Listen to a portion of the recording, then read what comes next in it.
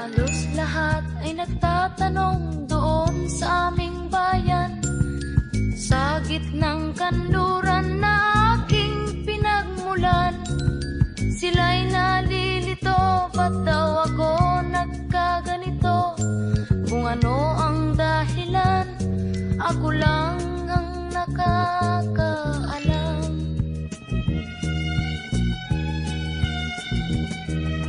Magulang ko'y ginawa na ang lahat ng paraan upang mahiwalay sa aking natutunan.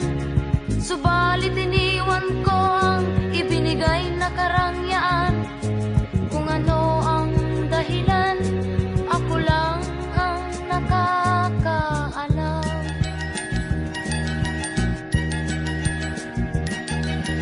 Musika ang buhay na aking tinataglay. Ito rin ang dahilan kung ba't ako naglalakbay.